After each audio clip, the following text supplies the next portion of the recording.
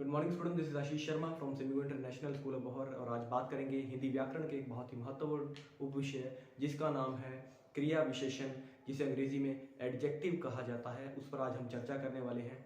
तो क्रिया विशेषण को करने से पूर्व बात करेंगे क्रिया व विशेषण, जो कि दो शब्दों से मिलकर बना है, क्रिया व विशेषण। क्रिया हम सभी जानते हैं कि जो कोई काम किसी के द्वारा किया गया है उसे क्रिया कहा जाता है, जो कार्य घटित हुआ है उसे क्रिया कहा जाता है। और यदि दूसरे शब्दों में बात करें विशेषण की, तो किसी संज्ञा या सर्वनाम की जो विशेषता है उसे विशेषण कहा जाता है। आज हम बात करेंगे क्रिया विशेषण की, अर्थात क्रिया की विशेषता बताने वाले शब्दों को क्रिया विशेषण कहा जाता है। मुख्य रूप से हमारे पास में चार प्रकार के जो है क्रिया विशेषण हैं, जिसमें सर्वप्रथम कालवाचक की बात करेंगे, फिर स्थानवाचक की बात करेंगे, फिर परिमाणवाचक की बात करेंगे और अंत में बात करेंगे रीतिवाचक की। तो सबसे पहले बात कर लेते हैं कालवाचक की।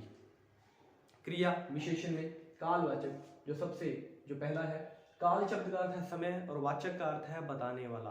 काल व वाचक, काल जब हमने काल किया था, मैंने आपको बताया था कि काल का अर्थ समय भी होता है, तो काल अर्थात समय और वाचक बताने वाला। तो यहाँ पर हम बात करेंगे कालवाचक क्रिया विशेषण की, अर्थात काल के अनुसार क्रिया में क्या विशेषता ये है। कुछ वाक्य मैंने यहाँ पर उदाहरण के रूप में लिख दिए हैं, उनको हम पढ़ते हैं और उनसे जानते हैं कि कालवाचक क्रिया विशेषण कैसे पहचाना जाएगा। गांव में प्रति वर्ष दौड़ होती है। अब यहाँ पर हम बात करें सबसे पहले क्रिया की, तो दौड़ होती है, ठीक है। और यहाँ पर एक शब्द मैंने प्रयोग में लाया प्रति वर्ष। जो प्रति वर्ष है वह हमें काल के बारे में बता रहा है कि जो हर वर्ष जो है दौड़ होती है, अर्थात गांव में दौड़ होती है, इसको हम क्रिया में लेकर चलते हैं। और प्रति वर्ष को जब हम उसमें जोड़ देते हैं तो उस दौड़ की विशेषता है कि यह दौड़ प्रति वर्ष होती है। अर्थात यहाँ पर हमें काल के अनुसार क्रिया की विशेषता बताई गई कि जो दौड़ है, जो क्रिया होती है, उसकी विशेषता क्या है, वह प्रति वर्ष होती है। तो प्रतिवर्ष शब्द आपने यहाँ पर देखा। इसी तरह के शब्द आपको कालवाचक में मिलेंगे, प्रतिवर्ष, कल, आज, अभी, इस तरह के जो शब्द आपको मिलेंगे वह यहाँ मिलेंगे। तो पहला जो उदाहरण था वह है गांव में प्रति वर्ष दौड़ होती है। आशा करता हूं आप इसको समझ गए होंगे कि किस प्रकार से कालवाचक में समय के एक जो शब्द है उसने यहाँ पर हमें यह बताया कि यह कालवाचक क्रिया विशेषण है जी। दूसरा दिया गया है पिताजी कल आगरा जाएंगे। पिताजी कल आगरा जाएंगे। अब आगरा जाएंगे ये क्रिया है, कब जाएंगे, क्या विशेषता है, समय की बात करें, काल की बात करें, कल जाएंगे। तो इस प्रकार हमारे पास में यह कालवाचक क्रिया विशेषण है। आपको इस तरह के वाक्य दिए जा सकते हैं और आपसे यह भी पूछा जा सकता है कि आपने इस वाक्य में से यह बताना है कि यह क्रिया विशेषण का कौन सा रूप है जी। रोहन दिन भर खेलता है। रोहन दिन भर खेलता है। अब रोहन खेलता है, ये तो सामान्य क्रिया हो गई कि रोहन खेलता है, परंतु उसकी क्रिया की विशेषता क्या है कि वह दिन भर खेलता है, पूरा दिन खेलता है।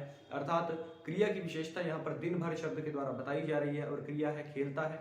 तो इस प्रकार यह था कालवाचक, जिसमें समय की बात की गई, यहाँ पर दिन भर की हमने बात की, यहाँ पर कल की बात की और यहाँ प्रति वर्ष की हमने बात की। यह था कालवाचक क्रिया विशेषण। बात कर लेते हैं दूसरे क्रिया विशेषण की, स्थानवाचक। जैसा कि नाम से ही पता चल रहा है, स्थान का बोध करवाने वाला, उसे स्थानवाचक कहा जाता है। ऐसा क्रिया विशेषण जिसमें जो क्रिया होगी उसकी जो विशेषता होगी वह स्थान के रूप में हमें दिखाई देगी, उसे कहा जाएगा स्थानवाचक क्रिया विशेषण। उदाहरण यहाँ पर भी लिखे गए हैं, दादाजी ऊपर बैठे हैं। अब दादाजी बैठे हैं, यह तो क्रिया है, सामान्य क्रिया है। ऊपर बैठे हैं, यह उनकी क्रिया की विशेषता है जी। मोहन बाहर जाकर खेलो। मोहन बाहर जाकर खेलो।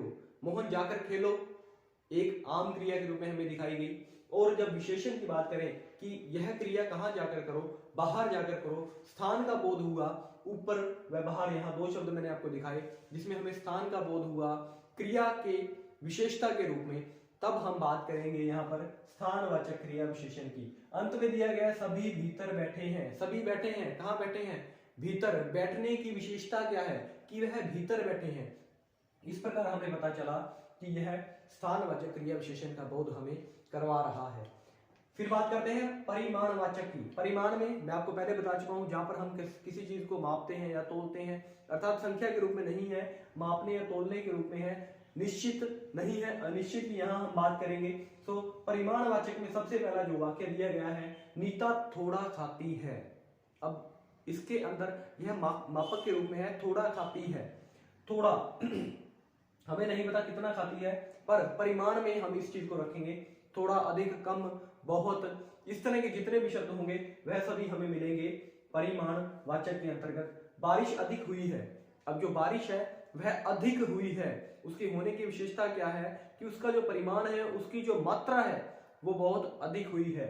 जी, लता कम बोलती है। लता जो है वह कम बोलती है, परिमाण के अनुसार यहाँ पर कम शब्द का प्रयोग किया गया है। और कम बोलती है, लता बोलती है, यह एक क्रिया है, यह एक अकर्मक क्रिया है, लता बोलती है। परंतु जब उसके साथ में मैंने कम लगा दिया क्रिया के बिल्कुल आगे, तो वह बन गया क्रिया विशेषण, और लता कम बोलती है यह एक परिमाणवाचक क्रिया विशेषण के रूप में हमें दिखाई दिया। फिर बात कर लेते हैं रीतिवाचक की। रीति का अर्थ होता है किसी काम को करने का ढंग या तरीका। जिस प्रकार से हम कहते हैं कि किसी काम को करने का ढंग या तरीका होता है, उसे रीति शब्द से हम माप सकते हैं, उससे जानकारी ले सकते हैं। मोना ध्यान पूर्वक पढ़ रही है। मोना किस ढंग से पढ़ रही है? ध्यान पूर्वक ढंग से पढ़ रही है। तो यहाँ पर जो ध्यान पूर्वक शब्द है यह हमें बताएगा कि यह रीतिवाचक क्रिया विशेषण है। जी, फिर बात कर लेते हैं, वह अचानक चली गई। वह चली गई एक क्रिया है, पर अचानक चली गई, जाने का ढंग था, तरीका था कि वह अचानक से निकल गई, रीति के अनुसार वह अचानक निकल गई, तो यह हमें रीतिवाचक के अंतर्गत रख दिया। खरगोश तेज दौड़ता है। खरगोश दौड़ता है, इसमें एक आम सी क्रिया है कि वह दौड़ता है, परंतु जब उसकी क्रिया की विशेषता की हमने बात की, हमने तेज उसके अंदर जोड़ दिया, तो क्रिया की विशेषता बन गई कि वह दौड़ता तो है, परंतु उसकी जो क्रिया है उसकी भी एक विशेषता है कि वह तेज दौड़ता है। ठीक है, सो ये था हमारा क्रिया विशेषण, जिसमें हमने 4 रूपों की बात की थी, कालवाचक, स्थानवाचक, परिमाणवाचक और रीतिवाचक। अब आपको बताता हूं कि क्रिया विशेषण और विशेषण में अंतर क्या है। देखिए, क्रिया विशेषण यह हमें बताएगा क्रिया की विशेषता। जैसे मैंने कहा, खरगोश तेज दौड़ता है। अब आपने यहां देखा कि दौड़ता है यह क्रिया है, और तेज यहां इसकी विशेषता हमें बता रहा है, तो अर्थात क्रिया की विशेषता बता रहा है, तो क्रिया विशेषण होगा। विशेषण जो होता है वह किसी संज्ञा का होता है, सर्वनाम का होता है। जैसे मैं कह दूं कि राम अच्छा लड़का है। अब यहां पर हमने देखा कि राम की जो विशेषता है, राम क्या है? राम एक संज्ञा है, एक व्यक्ति का नाम है। एक अच्छा लड़का है, संज्ञा क्या, जो लड़का है ये क्या है? ये जातिवाचक संज्ञा है। ठीक है, तो यहाँ पर अच्छा शब्द का मैंने प्रयोग किया। यहाँ पर किसी भी तरह की क्रिया आपको नहीं दिखाई दी, यहाँ पर हमने संज्ञा की विशेषता की बात करी, इसलिए इसे विशेषण कहा गया। तो अर्थात क्रिया विशेषण और विशेषण में यही अंतर है कि जो क्रिया विशेषण होगा वह किसी क्रिया की विशेषता हमें बताएगा, और विशेषण हमें किसी संज्ञा, सर्वनाम आदि की विशेषता बताएगा। तो यह था आपका क्रिया विशेषण। अव्यय, अविकारी जब हम करते हैं तब उसका जो पहला रूप है वह क्रिया विशेषण ही है। अव्यय मैं आपको पहले भी करवा चुका हूं, पहले भी बता चुका हूं कि अव्यय जिनमें कोई बदलाव नहीं आता संज्ञा, सर्वनाम, विशेषण के आधार पर, उसे हम अव्यय कहते हैं या अविकारी भी कहते हैं, और उसी का पहला रूप है क्रिया विशेषण। जी, सो आशा करता हूं आपने क्रिया विशेषण को समझ लिया होगा। फिर भी यदि आपको किसी प्रकार की समस्या इस पाठ में लगती है, तो जब हम अपना डाउट सेशन लगाएंगे उसमें हम इसको अच्छे से क्लियर कर लेंगे। आज के लिए इतना ही, धन्यवाद।